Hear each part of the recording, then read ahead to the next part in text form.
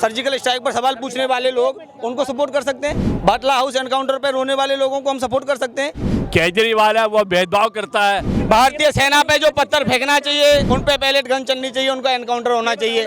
भारत तेरे टुकड़े होंगे इंशाअल्लाह इंशाअल्लाह, इसका सपोर्ट करते हैं क्या? पूछो। ये सवाल का जवाब नहीं दे पाएंगे, एक भी नहीं दिया है अभी तक। 1 to 1 पूछ रहा हूँ, एडिट करना मत, है ना? तो फिर आप उस इंसान को अपनी पार्टी में क्यों बैठा रहे हो? क्यों प्रेस कॉन्फ्रेंस कर रहे हो? तो आपकी नज़र में कौन है आने वाला भविष्य का प्रधानमंत्री? राहुल गांधी। बिल्कुल, मेरा वोट कांग्रेस को।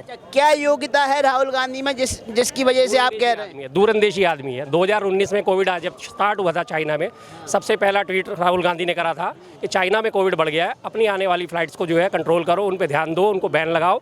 जो यात्री हमारे भारत में आ रहे हैं उनके ऊपर ध्यान दो, उनकी चेकिंग शुरू करो, उनकी कोविड की चेकिंग शुरू करो। लेकिन मोदी सरकार ने कोई काम नहीं दिए। कोरोना को लेकर मोदी सरकार ने कुछ नहीं किया। इसी चक्कर में तो उन्होंने चाइना से डोनेशन ले ली 1 करोड़ कितने लाख रुपए हैं अपने ट्रस्ट में। वो तो चाइना के साथ मिले हुए हैं।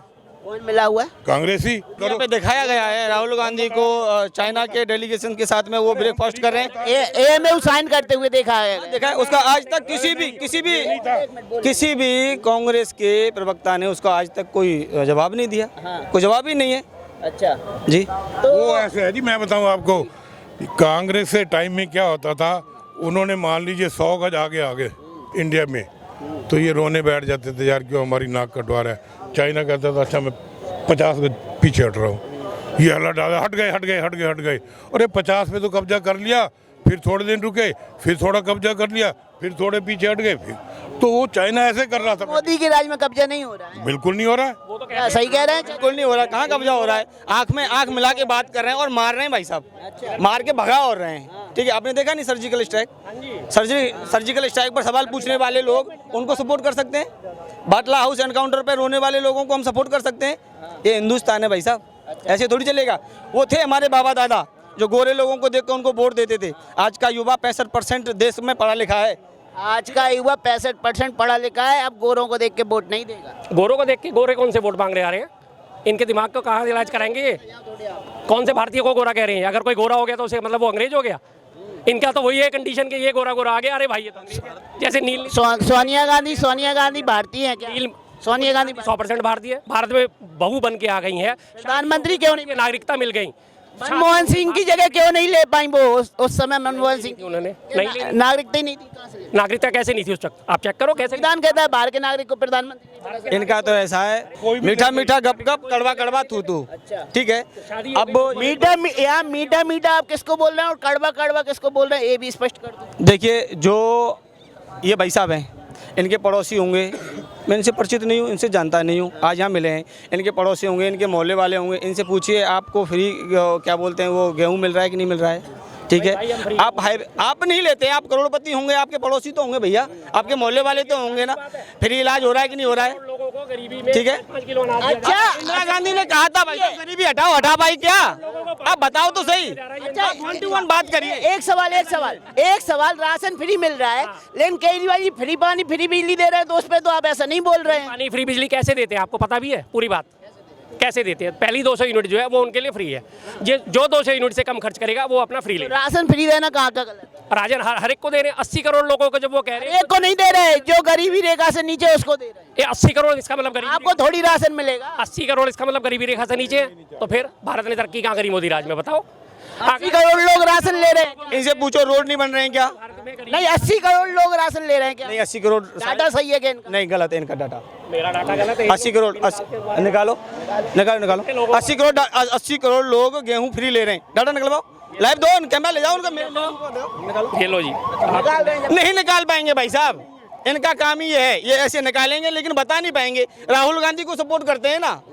जिस इंसान में चलने का, डलने का, बोलने का कोई किसी भी तरीका से कोई एटीट्यूड नहीं है, उस बंदे को लाल किले की प्राचीर पे बैठा सकते हैं। कह रहे हैं अब कश्मीर के कोने कोने में तिरंगा लहरा रहा है, और एक तरफ महबूबा मुफ्ती कहती थी कि जब 370 हट जाएगी, 370 धारा हट जाएगी तो कोई तिरंगा थामने वाला हाथ नहीं बचेगा।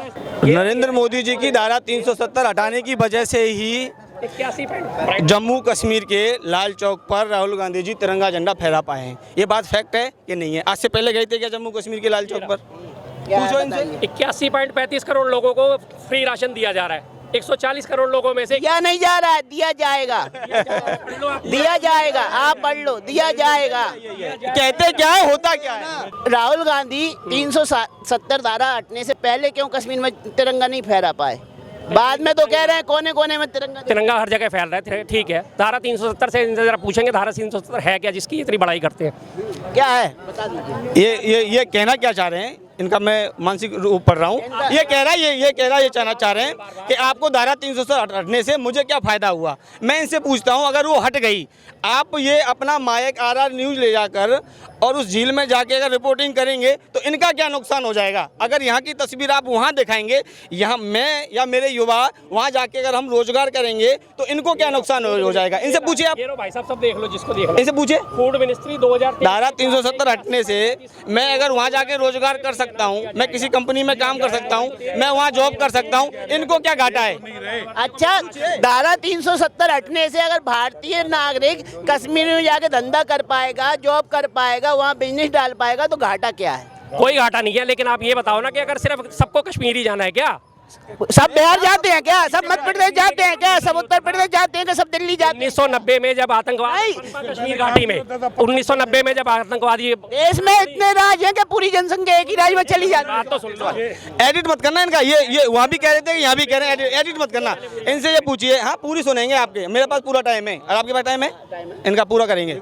क्या है कि जम्मू और कश्मीर से उस बेली से इधर इस साइड में एक भी पटाखा फूटा क्या 2014 के बाद में आज तक? सवाल पूछिए।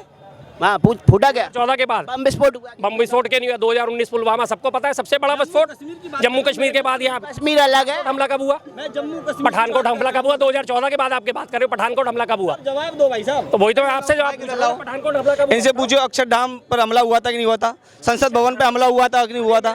ठीक है, 1993 में हुआ कि नहीं हुआ? सीमा सुरक्षा, सीमा की भाई साहब का कहना है, भाई साहब का कहना है बॉर्डर वाले प्रदेशों को। आपके नहीं, आप अदरवाइज में जब दो मान लो किसानी झंडा फहराया गया, जहाँ तिरंगा फहराया गया ना, तो सबने बोल दिया खालिस्तानी है।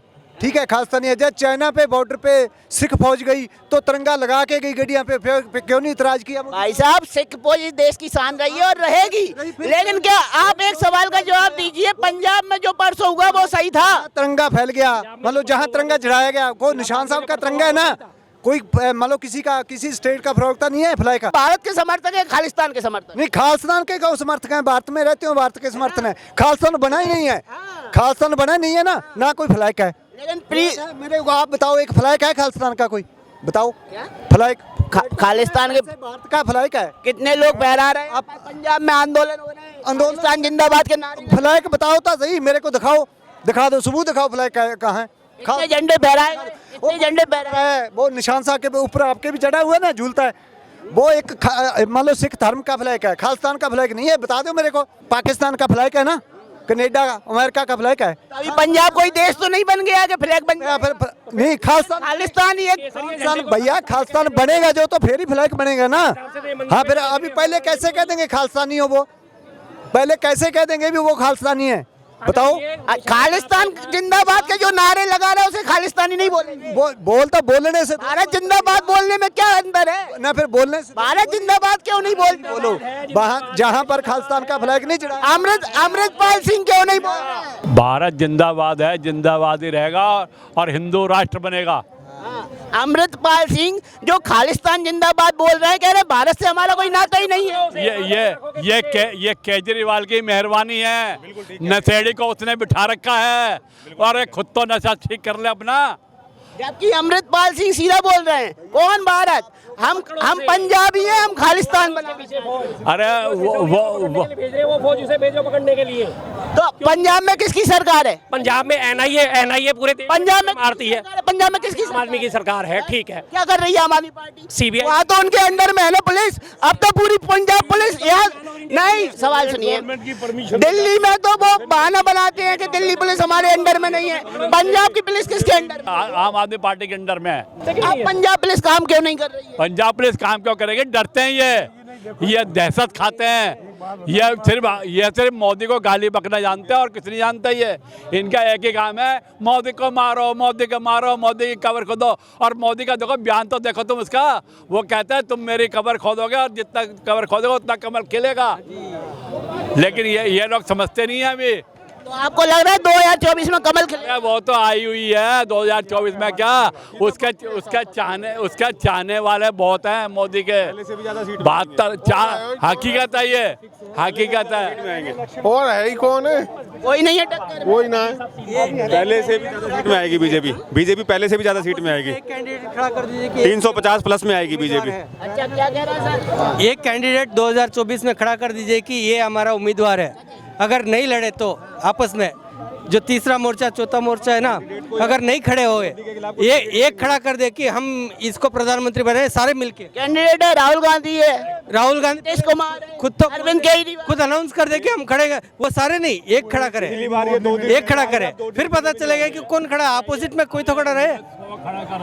मोहब्बत की दुकान खोलेंगे राहुल। दुकान तो खोल ही रहे हैं ना, वो इतने दिन से क्या कर रहे हैं? पैदल यात्रा की, मोहब्बत की दुकान खोल के देख ली, क्या क्या मिला उनको? फिर संसद में क्या बोला उन्होंने कि हमने तो 500 किलोमीटर चलने के बाद उनको तो यात्रा समझ में है कि हम तो यात्रा कर रहे हैं।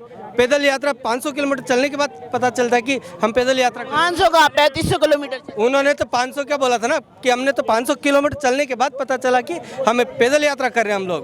तो आपको क्या लगता है मोहब्बत की दुकान नहीं खोल पाएंगे? मोहब्बत की दुकान तो खुली है, कहीं भी बांटे। जो आदमी भेदभाव करेगा जो सही इंसाफ नहीं कर सकता। केजरीवाल है वो भेदभाव करता है, किसी के लिए ये नहीं सोचता कि जो भी आदमी अंकल, आप बहुत वरिष्ठ हैं, देश के सीनियर सिटीजन में आ गए होंगे। जब भी नेता है ना शपथ लेता है, संविधान की शपथ लेता है, संविधान की शपथ लेके कहता है मैं न्याय व्यवस्था का पालन करूंगा, न्यायालय जो कहेगा वो मानूंगा। जब इन्हीं नेताओं पे, चाहे वो आम आदमी पार्टी का हो, बीजेपी का हो, चाहे कांग्रेस का हो, जब इन्हीं नेताओं पे सरकार कार्रवाई करती है, वर्तमान सरकार कोई भी हो, तो ये लोग कहते हैं हम ईमानदार हैं, हमें न्यायपालिका पे भरोसा नहीं है, धरना देने बैठ जाते हैं। अब कल ही का किस्सा देख लो, सीबीआई ने इनके ऊपर जांच बिठा ली, दोषी पाए गए, गिरफ्तारी हो गई। गिरफ्तारी होने के बाद पूरे कार्यकर्ता रोड पे आ गए।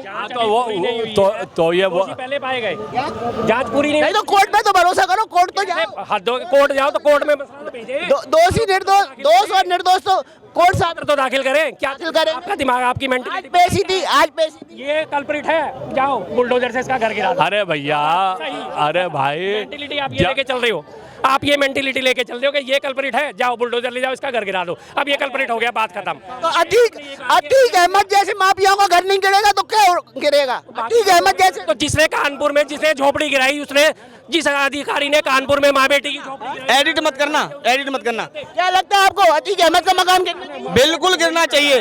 भारतीय सेना पे जो पत्थर फेंकना चाहिए, उन पे पैलेट गन चलनी चाहिए, उनका एनकाउंटर होना चाहिए।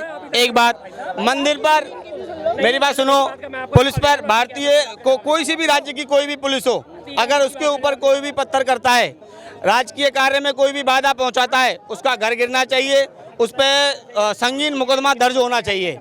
रस खान अब्दुल कलाम बन के आओगे, गले लगाएंगे, कोई आपत्ति नहीं, आप भाई हैं, ठीक है। रस खान अब्दुल कलाम बन के आओगे, गले लगाएंगे। कसाब बन के आओगे, आपकी वही दुर्दशा होगी जो होएगी और होती होगी। और ये कानून जो अब उसको सजा देगा, वो उसको आपको भुगतना पड़ेगा। उसमें आपका घर भी टूटेगा, आप पे रासुका भी लगेगी, सब कुछ होगा। ये आने वाली सदी अब वो सदी नहीं है, वो ज़माना आपका गया। अब ये हमारी सदी है, इस नौजवानों की सदी है। इस पर आपको सोच समझ के कदम उठाना पड़ेगा। जी, धन्यवाद।